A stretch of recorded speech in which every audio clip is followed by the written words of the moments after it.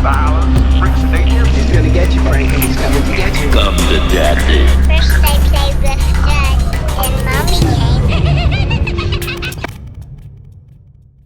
Hi there, friends. Bang Gourmet here, and this week I'm going to be reviewing consumption.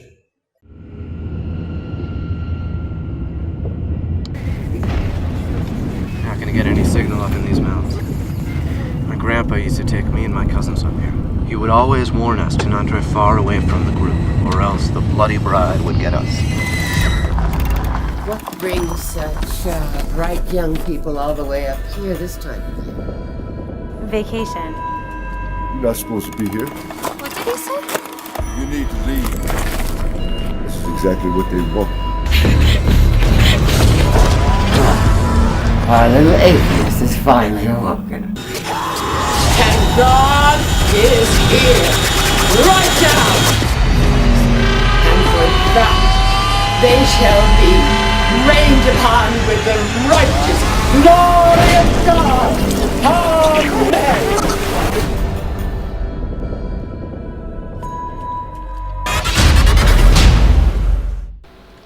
The first thing you notice about consumption is that cover.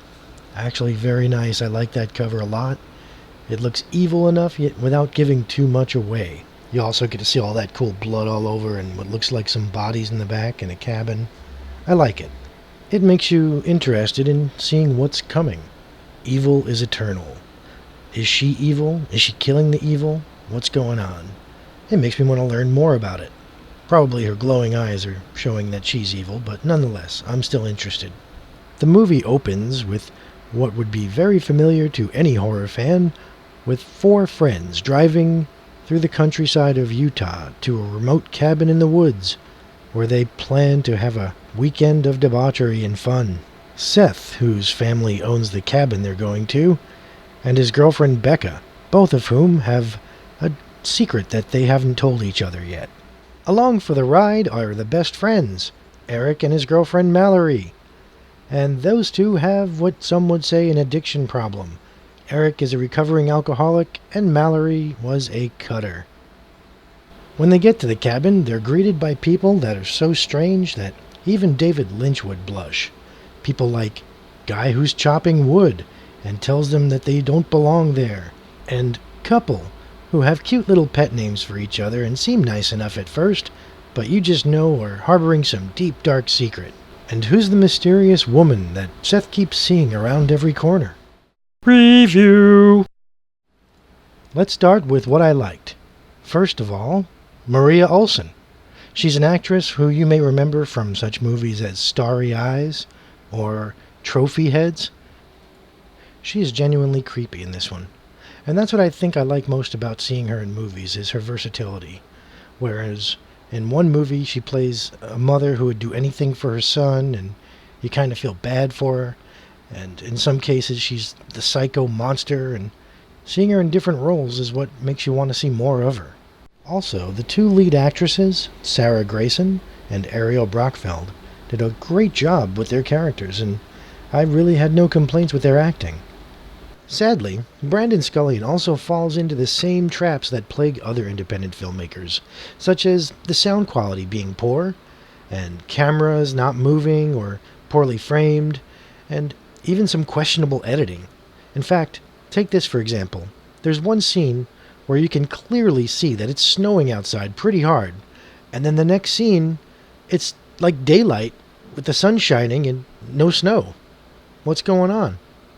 And another scene, which I just don't understand, has these quick cuts for no apparent reason. I suppose it was to make the film look like it was the passing of time, but it just wound up hurting my brain. Remember how The Shining had subtle nuances to make you feel unsettled and uncomfortable? There's a similar feeling here with the toilet paper holders in the bathroom. As you can see, the toilet paper holder is there, but then in another scene, it's on the other side. Equally confusing for me was the fact that the director insisted on showing us scenes where trees had words carved on them, but we couldn't make them out. This was not just one occurrence, this was quite a few times, and I have no idea what the significance is.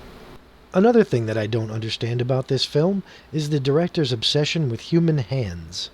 Yes, they're all over the place. In fact, one of the characters, and I'm going to give you a minor spoiler here, one of the characters, the old caretaker, who's really creepy, is not, and I repeat, not one of the killers. At least as far as I know. He's got, for some strange reason, a bunch of severed human hands on his wall. Nailed to his wall. They don't explain this. Here, let's take a look. Okay, you see that? There. Now, let's take a look again. Those are severed human hands nailed to his fucking wall. Why?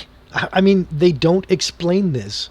And the character is just there for maybe 10 seconds of screen time in the entire movie. They don't go into his backstory. There's no explanation. They don't even show us what happens to him. All in all, there's no gore, save for some severed body parts and some blood smeared on people's faces. There's no nudity. The closest you'll get there is Ariel Brackfeld in her underwear and bra. And the story is muddled and confusing and all over the place.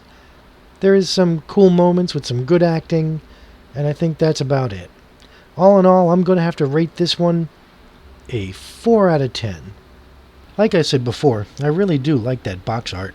It brings me back to a time in the 80s when I would scour the video stores in the horror aisle looking for new movies to rent based solely on what looked like a good movie by the box cover. In fact, there was some really good art back then. There was some bad art too. As a matter of fact, let's take a look at some of them. Here's 10 of the worst video box covers from horror history. Number 10. Robo-Vampire. Aw yeah, this is like everything in the 80s mashed into one. I'm not RoboCop, I'm better. You can see my eyes, and I'm a vampire. I'm Robo-Vampire. Come here, you knucklehead, while I shoot this machine gun in one hand, have a helicopter flying above, and some real pictures from the movie that make no sense. Number 9. Barracuda. Look at that guy's face.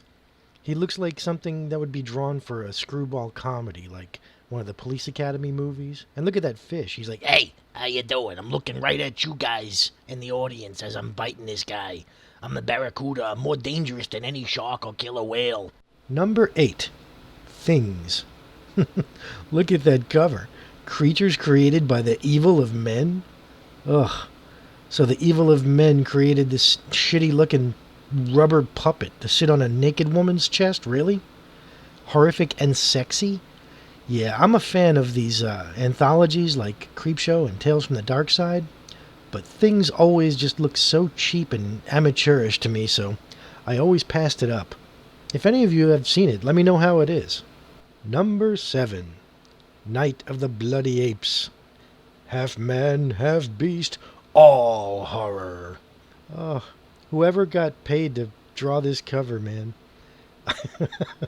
Those wrinkles on the hand, the hair placement on the hands, and that face. It looks like a doodle you do in high school in your notebook while you're in history class. I mean, I don't know. That's...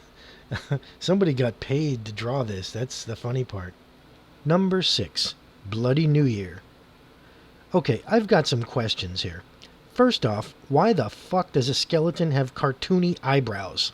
I mean, is it the dead corpse of Groucho Marx? Hi, it's the best Bloody New Year I've ever heard. And what's up with the eyeball? The skeleton's left eye is crooked, looking down. You'd think when they took the picture, they'd say, okay, wait, stop. The skeleton's eyeball's off. Why don't we fix that before taking the picture?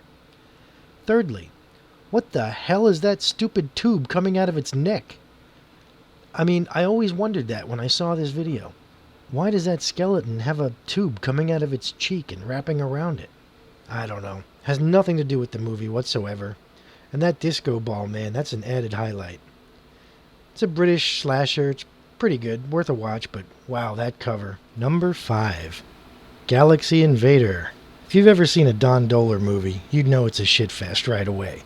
But what's even funnier is the fact that it looks like that they spent more time on the artwork making the box than they did on the actual monster itself. Here's a depiction of what the monster looks like in the movie. See, the box cover actually looks better in this crappy drawing. And what's with that stupid planet with all the holes on it? Is it the moon? And what's with that gun? I always wondered what those buttons did. Is one set for stun, one set for kill? The artwork itself, to me, looks like that friend I had in high school who was like, hey, let me draw your D&D character for you. And this is always what it would turn out looking like. Number 4. Brain Dead from 1990. Moisturize me. Every time I see Cassandra from Doctor Who, this box cover was all I could think of. Yeah, I saw it. And yeah, I did not like it. I remember it had Bill Paxton and Bill Pullman and Bud Cort and George Kennedy. Hell, even that guy from Tenacious D, the one who's not Jack Black, he's in it for a second. I remember renting it when it came out, was not impressed, don't want to see it again. But my God, that's got to be one of the worst covers. Ugh. Number 3. Wolfman. Why is he crying? That's got to be the most saddest Wolfman I'd ever seen. I'm so sad to be the Wolfman. Crappy makeup plastered on my face. Do you mean I spent 4 years at Juilliard for this? I really can't get over his face. I love this cover, but it's terrible. Number 2. Mutilations. What, did they hire the same guy to do all the video covers in the 80s? What exactly is going on here, anyway? Okay, first off, let's see.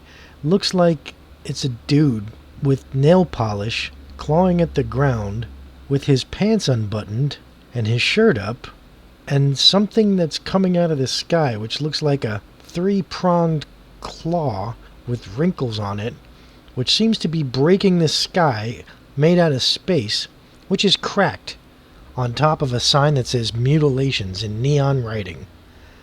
Okay, I don't know what kind of drugs whoever drew this was on, but if I had a van, this is exactly what I would want drawn on the side. It's like a Judas Priest album cover. And number 1 is Tales from the Quad-Dead Zone. From the creators of Black Devil Doll from Hell. Now that's a stamp of quality right there. Look at that cover. It's got a really poorly drawn skull with its mouth unnaturally wide open, with some guy laying there in his Sunday best with a bunch of paint splattered on him. The book Tales of the Quad-Dead Zone.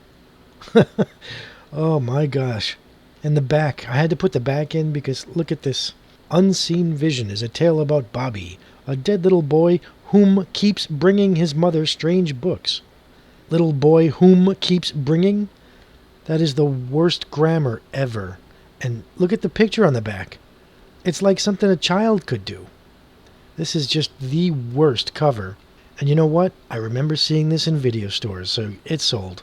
Turns out this actually is one of the most prized possessions of the VHS collectors. This thing goes for thousands of dollars. I kid you not.